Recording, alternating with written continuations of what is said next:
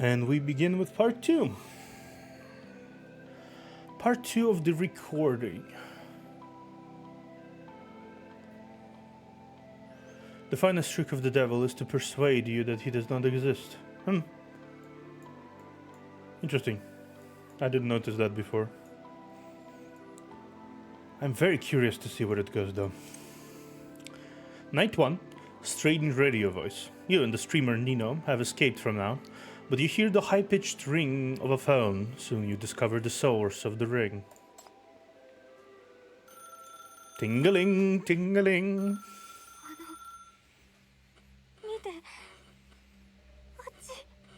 Look over there. Nina tightens her grip and points at the shop window ahead of you. A lonely table with a phone has suddenly appeared in the middle of the empty shop. Your reflections in the phone form a perfect picture in the window. The phone appears right between you two.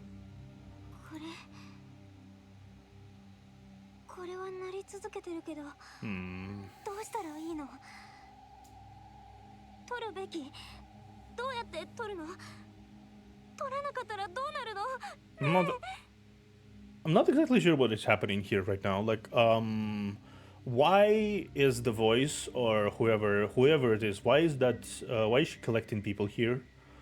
And what does it really do if she takes their voice? Like, what does it do really? It doesn't seem like it's creating an army or anything. They're just kind of trapped here and vibing. So I wonder what that does. Exactly. It just keeps ringing. What should we do? Should we answer it? How would they answer it? What if we don't answer? Calm Nino down. Don't panic. Let me try. Staring at the phone's reflection, you reach out the space between you and make a motion to picking up the receiver. The moment you pick up the receiver, the ringing stops. Hello? Hello there, my darlings. What exactly are you trying to do? Steal people's voices?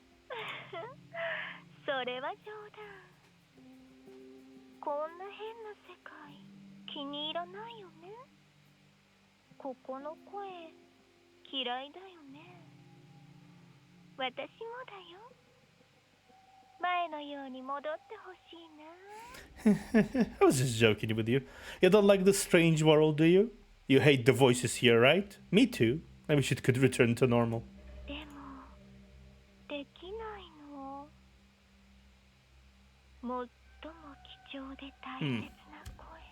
So it's out of control.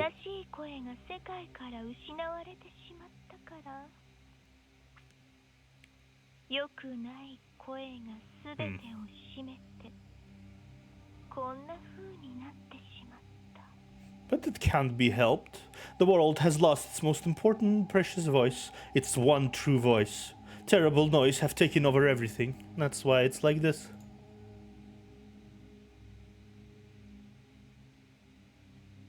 That's why you need my help?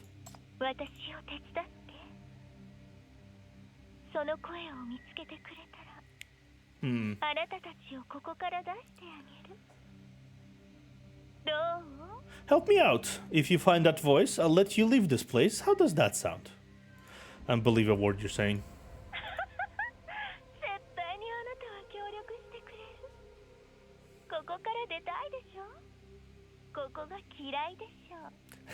You will help me. You want to leave this place. You hate it here too.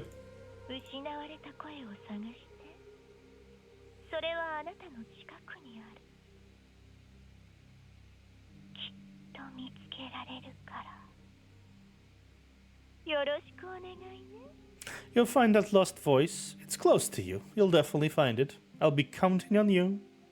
Before you can voice your doubts, the call at 3 a.m. has already hung up.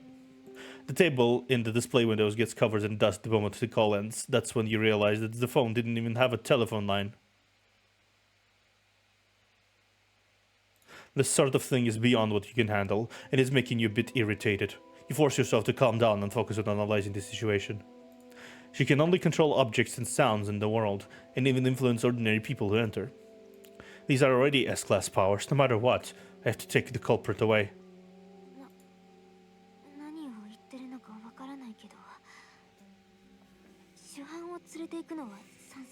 Though I don't know what you're talking about, I support you taking the culprit away.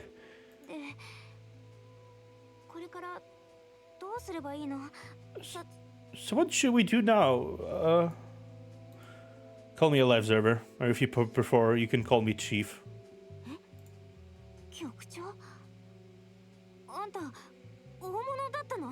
Huh? Chief? You're a bigwig with proper title?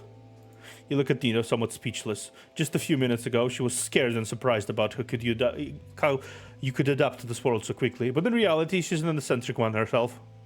You suddenly understand why that female ghost wants her voice. She always speaks her mind freely. Surely someone like her must bring us one sense of achievement. No time to think about that now. Better to think about how to deal with these voice thieves. She just said that she won't take all the voices at once. And the way she takes them is by using those strange creatures who guide and trick us into saying those weird words. You recall those strange words? They're all negative comments. Who were they meant for?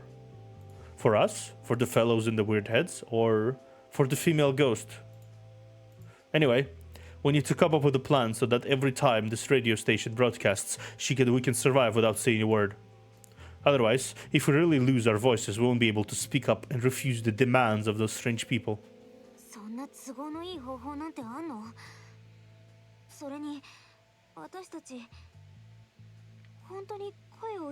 It definitely sounds hard. Why do we have to assume that we will lose our voices? Isn't it a bit hard to accomplish? I'm just used to preparing for the worst case scenarios. It's always better to have several plans. My adjutant always says that. You take out your comms device, which hasn't mutated to suit this world since you've arrived. It's still out of power, becoming a burden on you. Do you bring your comms device with you? Did you bring your comms device with you? Comms device.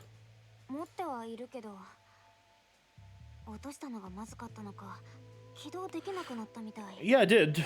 Can't turn it on. Maybe because I fell on it. Nina takes out her comms device, which is adorned with a string of clicky charms that looks almost heavier than the device itself. She tries to turn it on, but the screen remains dark, showing no response. Then, recording a voice message to the playback probably won't work. In this world, anything related to the sound seems to carry a hint of eeriness. A series of strange, intermittent sounds attracts your attention and interrupts your thoughts. The voice, sounds a bit like the call at 3 a.m.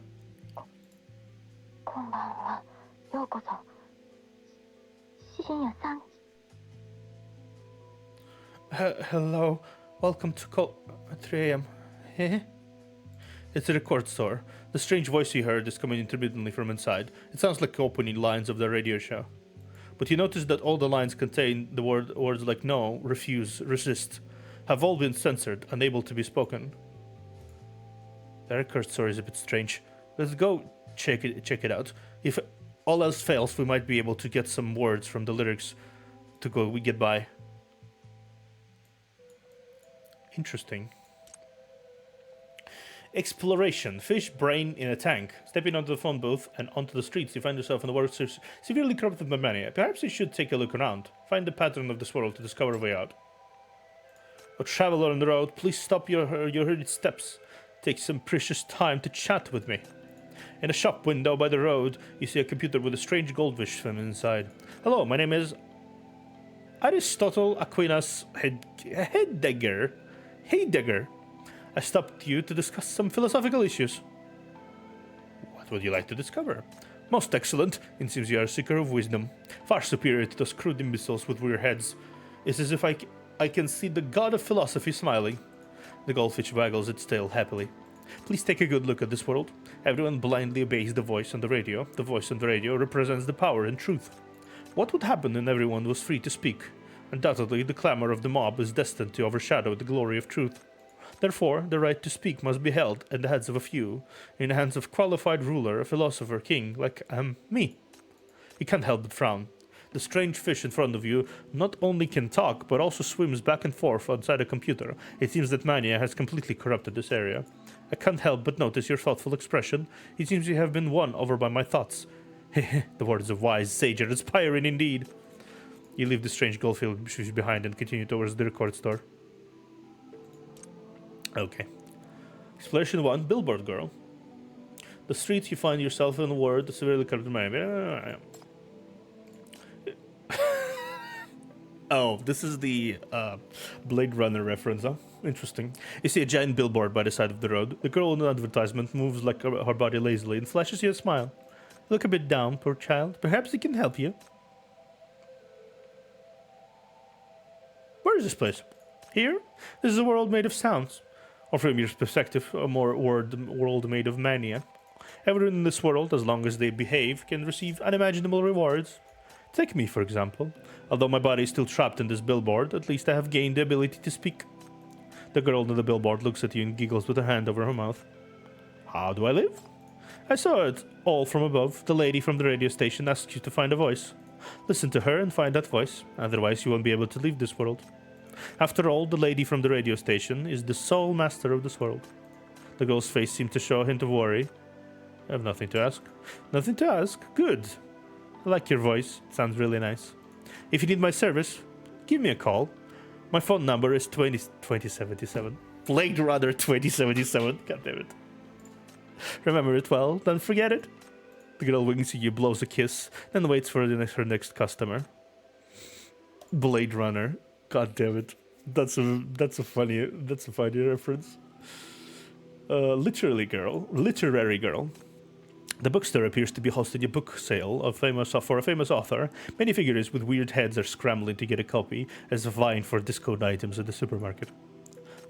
So even this trash can become a bestseller. You follow the voice and see the critic not too far away. A little uniformed schoolgirl with a typewriter as her head stands in front of the bookstore, scoffing at the crowd scrambling for books inside the store. Her seething comments make her typewriter head clack noisily. A new book fans nearby start to argue with her angrily. You haven't even read his books. You don't understand the emotions swelling in his heart at all. His books are so shit, they don't even deserve to be used as kitchen towel. Go educate yourself and read some more, you Philistine. If you don't get his literary greatness, that's your problem. Really? For real? And there are people who would consider this trash something worth reading? Is this... Oh, yes. Trash can be recycled for money, but this book is... Even if I... The girl arguing with the book fans doesn't back down. The typewriter in her head types rapidly, with printed papers flying wildly in the air. One of them even sticks to your face. You peeled off the paper of your face. Aside from a few words, it's mostly filled with bizarre, blurry symbols and a name signed at the end. Yelena? You recognize the signature. He seems to be the user ID of a novel critic you came across when you were relaxing at work and browsing chat forums online.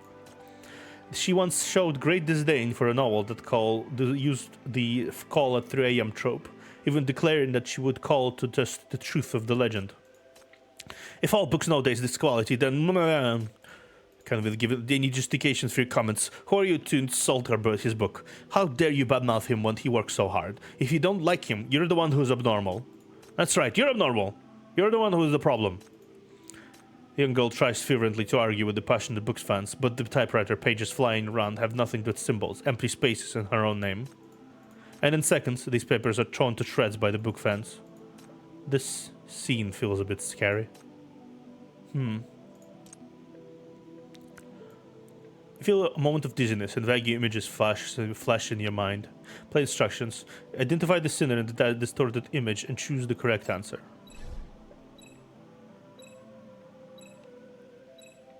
It's over, right? Yeah, it's over.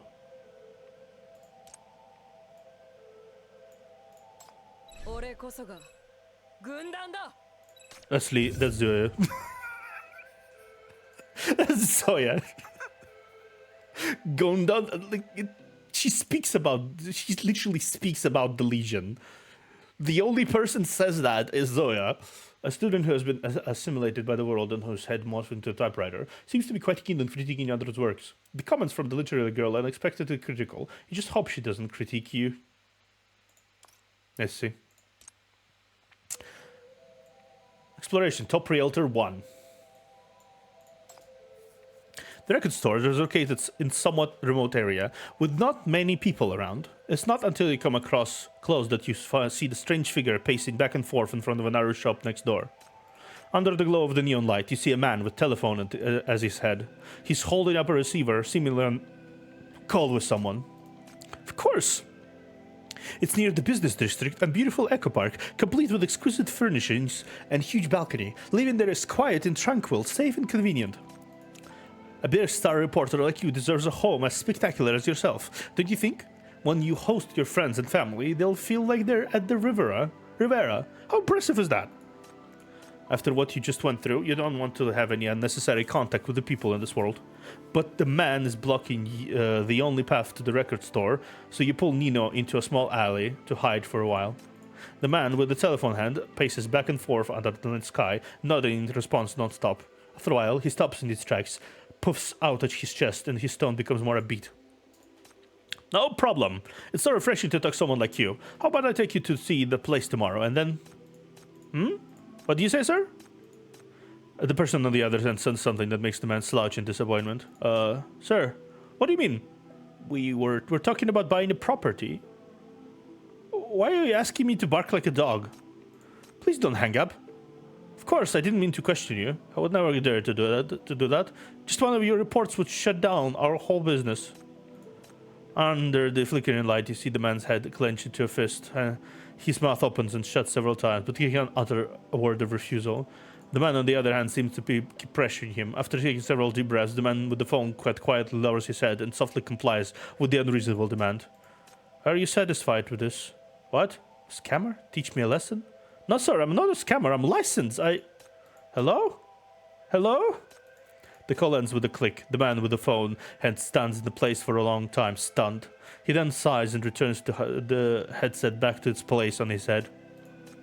Is this what those people just now meant? One must be obedient. The loudest voice is always right. The powerful one is always right. He glances at Nina, who is gritting her teeth in fury. He decides to take her and slip past the man with the phone head as he's looking down at something in his hand. Just as you're passing behind him against the wall, a gust of wind blows the thing out of the man's hand. It drifts to you and Nina. You are? When the man turns to pick up the item, he sees you and Nina frozen in place, looking mighty suspicious. Oh, haha, we're just passing by. We're leaving right now, as you were. Nina grabs your hand, trying to slip away from under the phone man's nose. Hold on. Though you two don't look normal, you still need a place to stay, right? We have a small-sized home available. Come and take a look. Fully furnished, skylight included, comfort guaranteed. Here's my business card. The phone man shuffles over quickly, slips the photo on the ground in his pocket, then whips out the business card and stuffs it into your pocket. He starts to forcefully pull you toward the narrow shop behind him. Hey, stop pulling, you won't? I mean, I don't have the money to buy a house. But this guy next to me is loaded. Ask him. I'm sorry to disappoint you. What? You're already the chief and still don't have enough safe to buy a house? The phone handman watches you two ramble on aimlessly and becomes frustrated. I don't care if you have to take out a loan or borrow from someone. Today you have to close this deal for me. I can't come last at sales performance against this month. They're just a couple of fellows with weird heads. What right to do you have to refuse? Just like the other on the street, the phone man spouts out black, greasy cables that approach you terrifiedly in the air. What the? You were so meek on the other guy just now, and now he's showing his other face to us. Chief, what do we do now? Do you ever need to ask? Run! Real estate agent. A real estate agent who has been assimilated by this world and whose head has turned into a telephone, now subjected to the ridicule of toxic customers, evoke a sense of sympathy. See, the seemingly vulnerable agents saw the ferocious side when Chief and Nino haven't been assimilated by the world. Yeah. God of all machines. Stray cannon dog. Honestly, I would like to see the God of all machines. You see some TVs stack oddly on the side of the road. Countless wires extend from their backs, merging into the endless night. The TVs flicker a few times, showing a patched up body and an eye on the screens. Mortal, why are you kneeling before the God of all machines? Hit it on the head. He hit the TV on the heart, and the screen immediately turns to static for a moment. Ouch! Ouch! Grease on me! You knocked out my signal! Spare me! Spare me! I can explain the rules of this world to you, so long as you spare me. Rules 1 and 5. Rule 1. This world is made of all kinds of sounds. Rule 2. You must be unconditionally obey the voice you hear on the radio. Rule 3. Repeat what you hear on the radio 99 times and you will integrate into this world. Rule 4. Those who dare to resist the voice on the radio will be severely punished. Rule 5. No one can escape from this world. Rule 6. In this world, no information can be transmitted to the outside world by any means. Rule 7. You can receive information from the outside world in this world, but this information will be screened. Rule 8. You can use the public phones in this world, but what they can be used for is unknown. Rule 9. Rules 1 and 5 of this world are absolutely correct. 10. One of the rules 6 to 10 of this world is not entirely correct. I've heard enough already. You've heard enough? Then please leave. Don't disturb the great god of all machines. You leave the strange TV behind and continue towards the record store.